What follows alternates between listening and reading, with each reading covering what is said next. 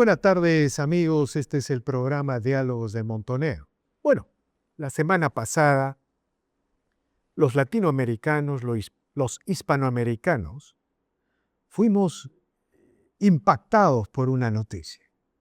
El presidente Gustavo Petro dijo que no reconocía el triunfo de Abelardo del Espriella en Colombia.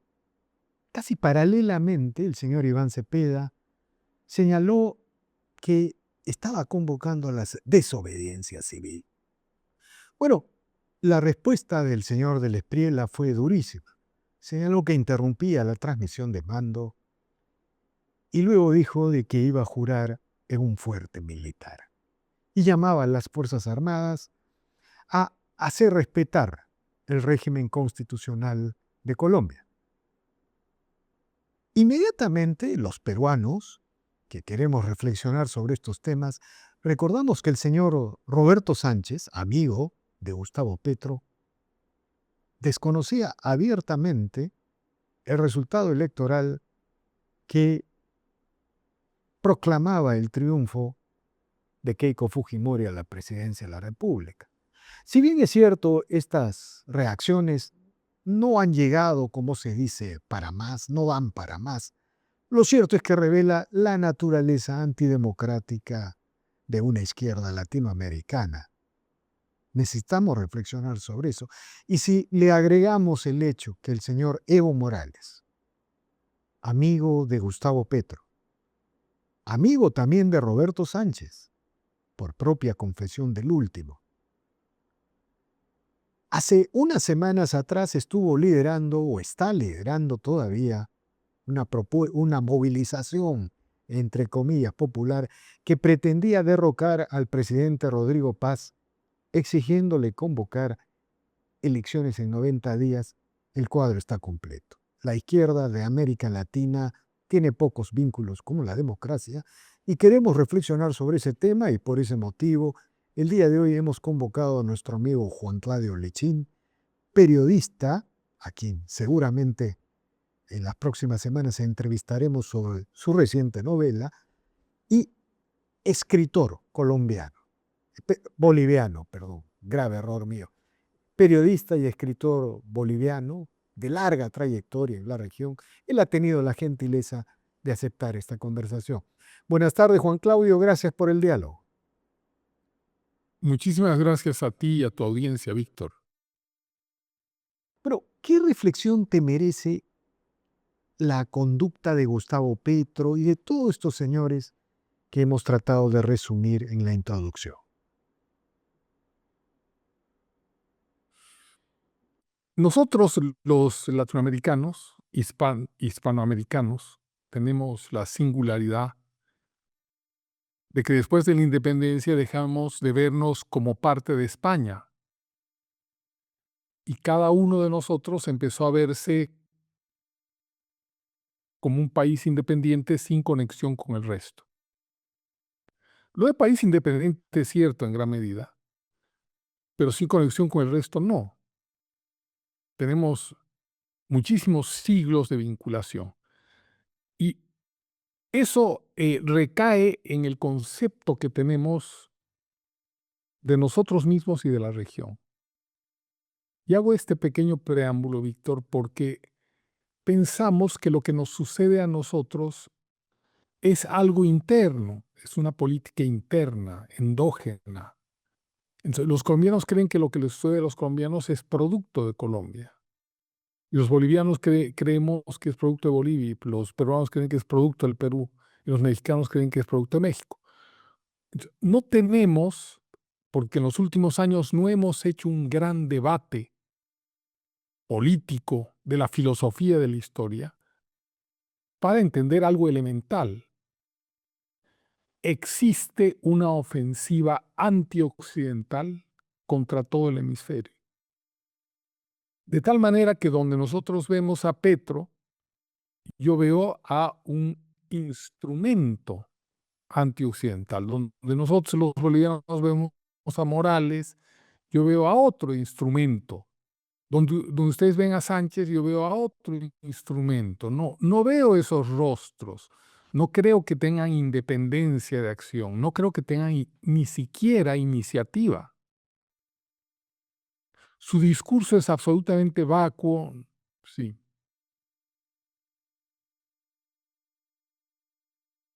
¿De qué sectores, países o corrientes estamos hablando? En el caso de América Latina, bueno, la tradición de la inteligencia cubana es absolutamente clara, pero ¿cómo deberíamos resumir este eje antioccidental? Mira, el corazón del eje antioccidental es China y Rusia. A partir de eso, Cuba es un operador de gran calidad, de excepcional desempeño. Tiene muchísima experiencia, es gente que sabe cómo trabajar lo político-militar, no lo económico. Y siempre ha estado al servicio de potencias antioccidentales. Sí, bueno, siempre desde 1959 del ascenso de Fidel Castro. Pero es un operador y cuando nosotros aterrizamos a China y Rusia, alguien podría agregar Irán, que forman una especie de alianza antioccidental, vamos viendo que en este momento que Trump se va imponiendo con una política libertadora, democrática en el mundo, vamos viendo que en todas partes aparece la misma reacción para neutralizar, para vituperar, para desprestigiar a todo lo que sea norteamericano, democrático, representativo, a todo lo que nos represente a los occidentales, libertarios. Entonces, de pronto ellos repiten, Cepeda, Sánchez, Morales, repiten el mismo libreto. No vemos innovación, no vemos talento creativo, no vemos adecuación a la realidad nacional de cada uno de los países. Vemos una fórmula que la distribuyen en todos los países de la misma manera. Entonces, el operador ciertamente para mí es Cuba. Estoy viendo cubanos en las universidades argentinas. Nada nuevo, nada nuevo. Lo hemos conversado tantas veces. Del mismo libreto, a mí me llamó mucho la atención que incluso Petro repitiera los mismos argumentos de Roberto Sánchez con los que cuestionó el triunfo de Keiko Fujimori. Petro señaló de que se había descubierto un algoritmo del fraude del voto electoral en el extranjero. Según él, la gente colombiana que había ido al Mundial había votado varias veces. Y por otro lado, esta argumentación acerca de que el voto extranjero existe para manipular el resultado al interior de Colombia. Algo lo repitió, parecía Sánchez hablando Gustavo Petro. Mira, Víctor, yo como tú, lo sé porque conozco de alguna manera tu historia, sabemos que ellos no tienen argumentos, que ellos fabrican narrativas en función de desmoralizarte. Por lo tanto, si tienen más razón o menos razón, si tienen un poquito de verdad, media verdad, ninguna verdad, eso no tiene importancia. En el caso del bloque socialista, en el caso del bloque antioccidental, todo van a utilizarlo en función de desmontar la democracia. Sea 1% de verdad, 30, 40, 100, no importa. Eso como primera premisa. Ellos no se puede discutir sus argumentos con argumentos, porque ellos y su capacidad de invectiva, de inventar, es enorme. Siempre lo ha sido desde la Unión Soviética. Ya lo sabemos de 100 años de un ejercicio político. Pero después hay una técnica muy interesante que usan los camaradas, los comunistas, y sus permutaciones en el siglo XXI como el socialismo del siglo XXI. Y es que te acusan de lo que ellos, de los crímenes que ellos cometen. Entonces, ellos te acusan de ser un lacayo del imperialismo norteamericano, cuando ellos son unos lacayos del imperialismo ruso, del imperialismo chino. Entonces, te transfieren su naturaleza para acusarte de infame. Y con eso logran dos cosas: desmoralizarte y lavarse ante ellos mismos. De tal manera que cuando ellos dicen existe un algoritmo al interior de la máquina de votación, es porque hemos estado denunciando hace más de 10 años la presencia de algoritmos en las máquinas de votación generado por Cuba y Venezuela desde el año 2009 con Smartmatic, y que incluso llevaron esa máquina a Estados Unidos y que entró a Estados Unidos y que la operaron en Estados Unidos en las elecciones contra Trump. Aquí en Bolivia se ha operado eso sin parar durante muchísimo tiempo. De tal manera que cuando los escuchamos y conocemos sus técnicas, sabemos que te están acusando de las picardías de ellos, con las cuales se curan en salud y te las transfieren a ti. Entonces, si por si acaso tú le dices, pero tú eres el que estás haciendo fraude desde hace muchísimos años, ellos te dicen, ah, no, pues es que me estás barajando al revés, lo mismo que yo te he dicho. Ahí está una astucia. Juan Claudio, lo cierto es que los resultados electorales en América Latina revelan un giro evidente, sostenido a la centroderecha. Los gobiernos de izquierda han fracasado en general. Es una gran oportunidad para el continente. Mira, falta contar lo de Argentina con Javier Milei, las elecciones de medio término, José Antonio Kast en Chile. Bueno, la cosa pinta para muy bien, pero el gran problema, Juan Claudio, es cómo salimos de este eterno péndulo en América Latina. Porque hubo una época, efectivamente, en que la centro derecha, digamos, recuerdo a Menem en Argentina, recuerdo la transición, la concertación en Chile, ¿no es cierto? Aquí en Perú las cosas no estaban mal, ¿no? Incluso hasta la época de García.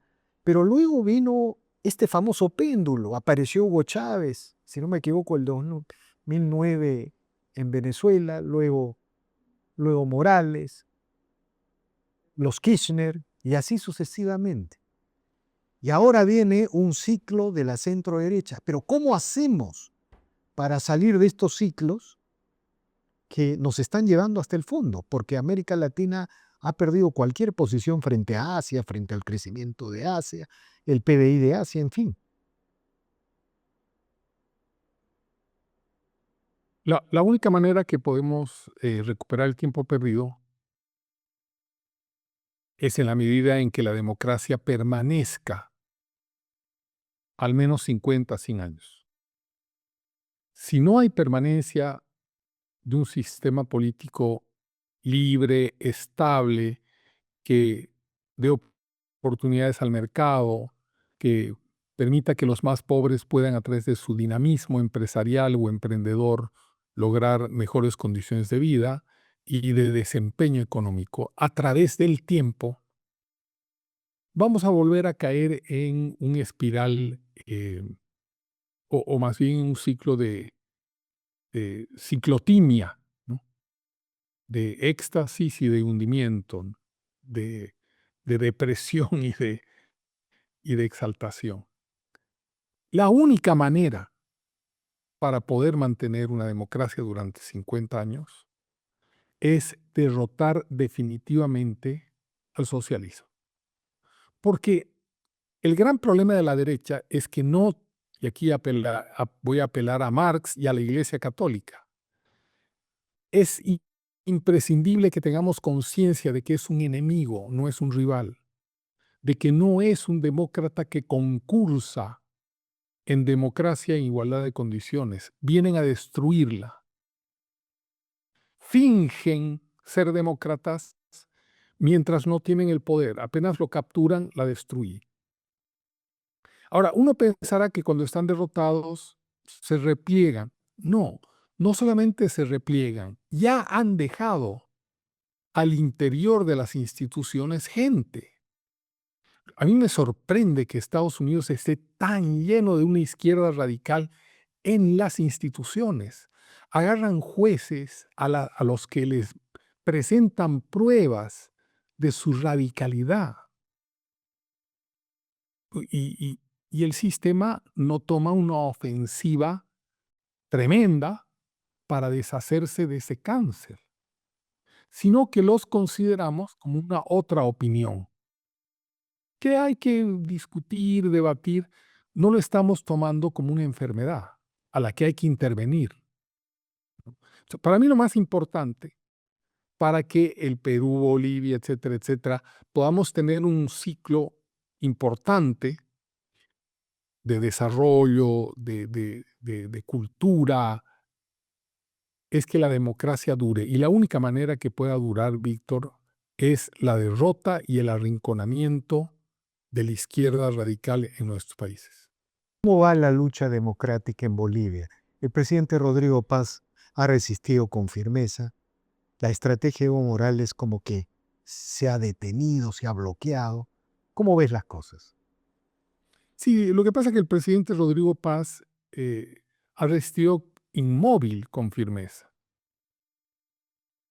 Y quien ha producido el mayor desgaste ha sido el pueblo boliviano, que ha perdido 3.000 millones de dólares para un país como el mío. Eso es una fortuna inconmensurable en estos meses de bloqueo. O sea, quien ha puesto el costo para el retroceso de Morales no es el gobierno que tiene eh, la determinación por vía de la democracia de usar los aparatos represivos del Estado para detener a los enemigos del pueblo. Simplemente ha dejado que todo siga su curso, que se agoten los factores de sublevación y simplemente ha firmado un acuerdo con promesas, con un sector, con el otro, pero el verdaderamente perjudicado ha sido la economía boliviana. Sigue sin haber gasolina en Bolivia. Ha pasado un año de su gobierno y hay que ir de madrugada, por teléfono te avisan en el WhatsApp: muchachos, hay gasolina en tal gasolinera. Entonces ahí tienes que ir y encontrar, en vez de una cola de 20 cuadras, una cola de 3, ¿no? Entonces, con esas características, tú no puedes tener el desarrollo de un capitalismo estable, próspero, de una economía donde tengas expectativas normales en el desarrollo del día a día. Seguimos viviendo un estado de excepción, de posguerra, ¿no? Entonces, todo porque el presidente no tiene. Tu evaluación es que al margen de la resistencia del presidente Paz, Evo va a seguir en su lógica y va a volver con una nueva oleada. Claro, yo pienso que cada día más débil, porque la diferencia entre el pasado y ahora es que hace 5 años o 4 años Rodrigo Paz se hubiera caído, porque habían dos Diferencia. factores. Los dos grandes factores de diferencia es que los vecinos ya no son unos feroces socialistas, agresivos, autoritarios del siglo XXI, y que estrangulan el país a favor de su caudillo socio. Como tú bien lo has dicho al principio del programa, están otros actores de derecha que no se inmiscuyen, no tienen una narrativa fuerte en la OEA, en Naciones Unidas, no logran que las ONGs les den plata. Y el factor, Ese es un elemento. y el factor Trump también parece ser decisivo. Y el segundo elemento son los norteamericanos, ¿no? En el pasado, nosotros, la oposición a las tiranías, peleábamos solitos. En cambio, ellos peleaban como instrumentalizados por Cuba, por Rusia, con muchísima plata, Víctor, muchísima plata. plata en la prensa internacional, plata en la prensa local, plata en las ONGs, plata en todas partes. Lo que han hecho en el siglo XXI la izquierda es monumental y todo lo que queda, ¿no? En cambio ahora, a diferencia de hace 4 años atrás, Trump y los norteamericanos han entrado en escena y han empezado a actuar a nuestro favor. Entonces, ya nos subimos al ring, ya no solitos, ya nos subimos con nuestro matón también, ¿no? Entonces, ya se ha nivelado la lucha. En el caso boliviano, el apoyo norteamericano ha sido fundamental. En el caso colombiano, hasta donde sé, la vigilancia cercana de los norteamericanos de estas cosas tecnológicas de las máquinas de votación ha sido fundamental para vigilar que no sigan haciendo fraude, ¿no?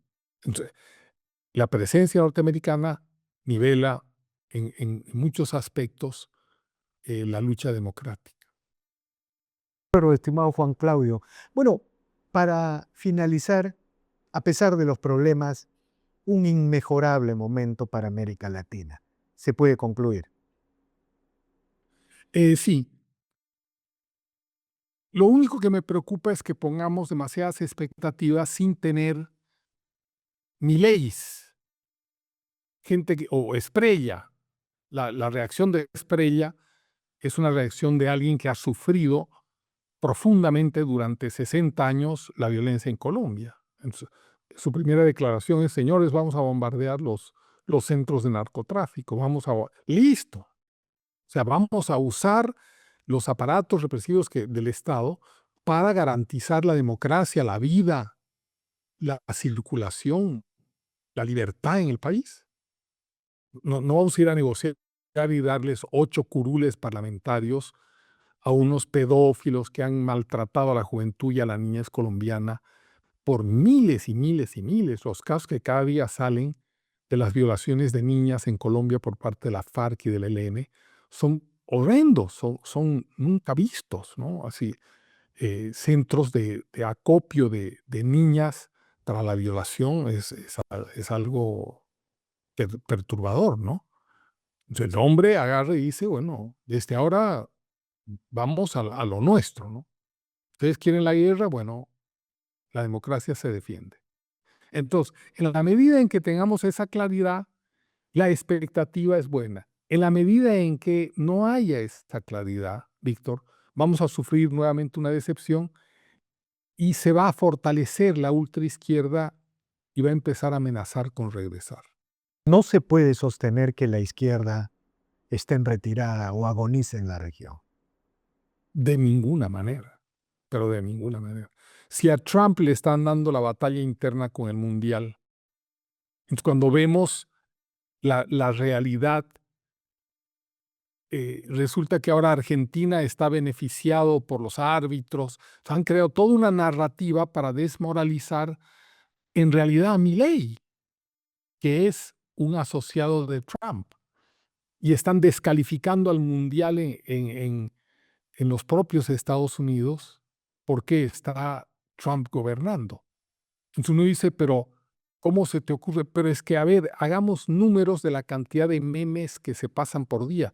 Esos son fortunas, ¿no? Tú y yo, que tenemos nuestro pequeño changarro y que emitimos un poquito aquí, un poquito allá, para tener visibilidad, sabemos cuánto cuesta pues un pase, ¿no? Y cuánto hay que invertir para que la gente llegue a la gente por las redes sociales. Pero y llegamos pues así con una minucia, ¿no?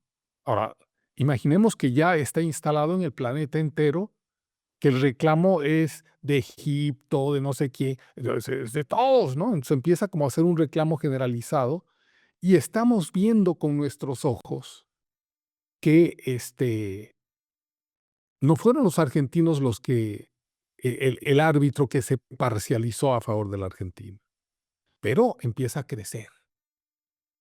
Efectivamente. Todo Gran tema, esa ¿no? Gran demolición. tema. Le quieren quitar los méritos a Messi, seguramente. Pero todo está hermano, todo está concatenado. No es en realidad Messi lo que les interesa es vulnerar a Trump, desprestigiarlo en el deporte, con la guerra de Irán. Hay gente en Estados Unidos que dice que no debe haber esa guerra, pero ¿cómo?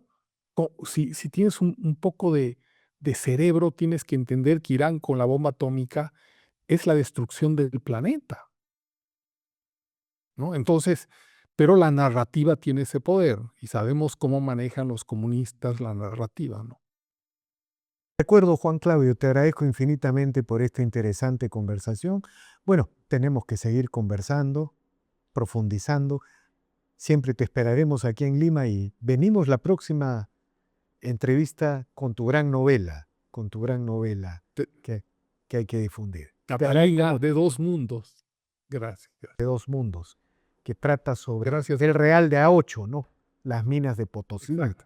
¿no? En fin, ya No, y el peso perulero. exactamente. Bueno, te agradezco infinitamente por estas declaraciones y seguiremos conversando. Un saludo a ustedes. Gracias.